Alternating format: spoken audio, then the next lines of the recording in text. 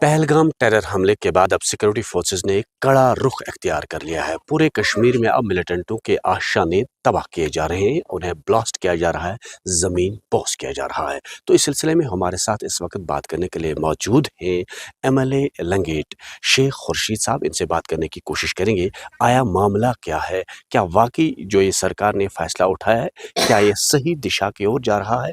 MLA صاحب، جو demolition programme چل رہا ہے آپ اس پہ کیا کہیں گے؟ دیکھیے، سب سے پہلے ہم پہلگام جو ٹیرر اٹیک ہوا اس کی ہم نہ صرف ہم نے مذمت کی بلکہ ہم نے پروٹیسٹس بھی کیے، اور ہم بھی چاہتے ہیں کہ جنہوں نے یہ گھناؤنا کام کیا ان کو کڑی سے کڑی سزا ملنی چاہیے۔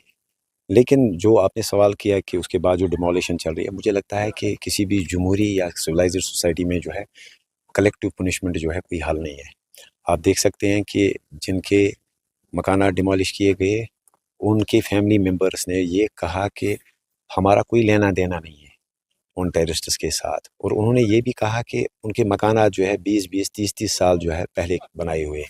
تو لہٰذا مجھے لگتا ہے کہ اگر ہم لوگوں کو ایلینیٹ نہ کریں، اگر ہم ٹرانسفارمیشن چاہتے ہیں، تو مجھے لگتا ہے کہ صحیح چیز نہیں ہے، اور ایک جمہوری ملک میں کوئی بھی چنا ہوا نمائندہ یا کوئی بھی چنا ہوا جو ریپرزنٹیٹیو ہوگا یا قانون جاننے والا جو ہوگا وہ اس چیز کا جو ہے اس چیز کو انڈورس نہیں کرے گا کہیں پہ بھی، نہ صرف جموں کشمیر میں بلکہ اگر ملک کی دوسری جگہوں پہ بھی آپ دیکھیں گے۔ اور اس کے ساتھ ساتھ آپ نے دیکھا ہوگا کہ سپریم کورٹ کی جو ہے آنریبل سپریم کورٹ کی جو ہے ایک رولنگ ہے کہ آپ جو ہے مکانات کو وداؤٹ نوٹسز وغیرہ کے جو ہے آپ ڈیمولش نہیں کر سکتے۔ تو کہیں نہ کہیں مجھے لگتا ہے کہ سپریم کورٹ کے جو ہے سینکٹیٹی کا بھی خیال رکھنا چاہیے ہمیں۔ ہاں، ہم کڑی سے کڑی کارروائی کریں، ہم سختی سے جو ہے ملیٹنٹس کے خلاف پیش آ سکتے ہیں، لیکن کلیکٹیو پنشمنٹ فیملی ممبرس کو، وہ فیملی ممبرس جو شاید آپ سے اور مجھ سے زیادہ دیش بھکت ہو سکتے ہیں، تو لہٰذا ان کو یہ پنشمنٹ دینا مجھے لگتا ہے صحیح نہیں ہے۔